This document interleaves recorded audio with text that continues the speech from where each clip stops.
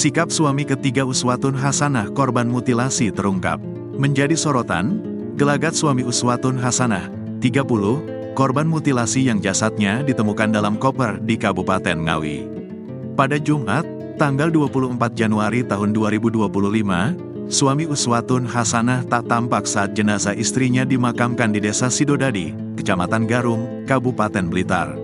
Sudah setahun tidak mendatangi keluarga istrinya, suami ketiga korban ini.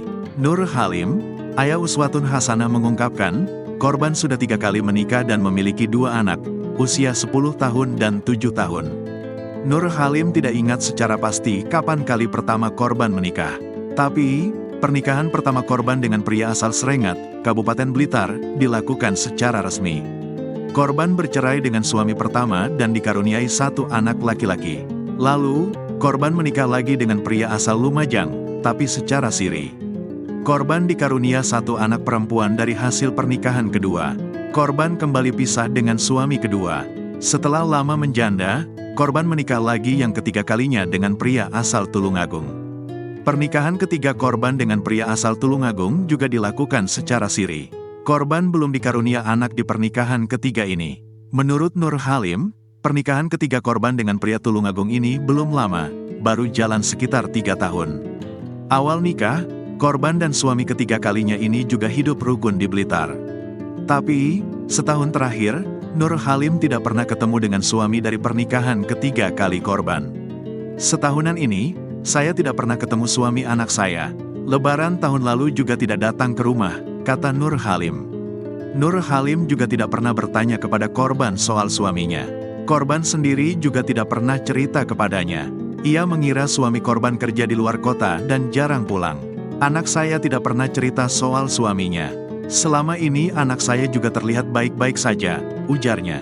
Sampai sekarang, Nur Halim juga tidak tahu apakah korban dan suami dari pernikahan ketiga ini masih bersama atau sudah pisah. Ini tadi, suaminya juga tidak terlihat datang ke Blitar, katanya. Diungkapkan Nur Halim, selama ini korban tinggal bersama ibunya. Diakuinya, korban yang merupakan anak sulungnya itu sangat perhatian dengan keluarga. Meski tidak tinggal serumah, korban sering menjenguk Nur Halim untuk memberikan uang buat makan. Setahu saya, anak saya tidak punya musuh. Dia anak baik, kalau pulang kerja yang ngasih makanan ke anaknya, ke saya, dan ke neneknya. Dia tinggal bersama neneknya, ibu saya, ujarnya.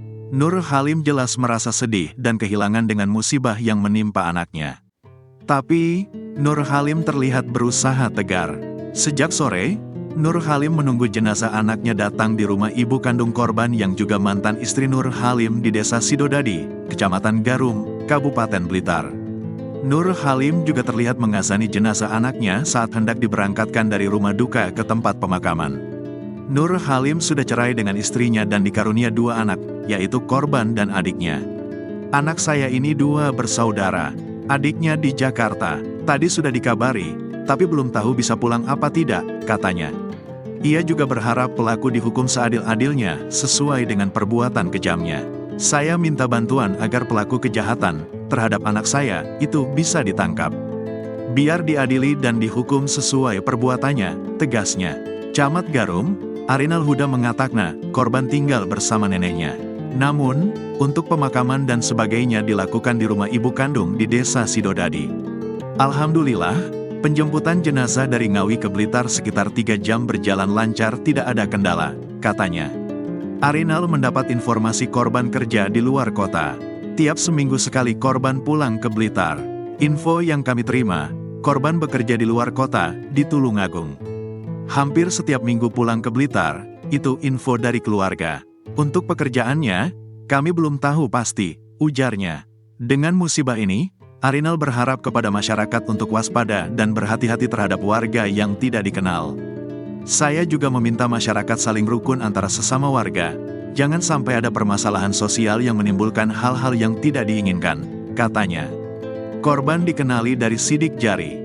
Kasat Reskrim Polres Ngawi, AKP Yoshua Peter Kresnawan, yang dikonfirmasi Kompas.com, Jumat, tanggal 24 Januari tahun 2025, malam, menyatakan dari jari tersebutlah identitas korban menjadi jelas.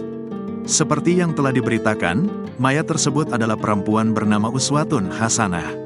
Kami telah berhasil mengidentifikasi korban sehubungan dengan temuan mayat termutilasi di dalam koper merah. Korban teridentifikasi dengan metode pengenalan sidik jari dan bantuan alat rekmisi atau yang disebut mambis, kata Yoshua. Tak hanya itu, jelas Yoshua, hasil identifikasi sidik jari juga diperkuat keterangan dari keluarga korban yang membenarkan ciri-ciri fisik, aksesori, atau pakaian yang ditemukan di dalam koper.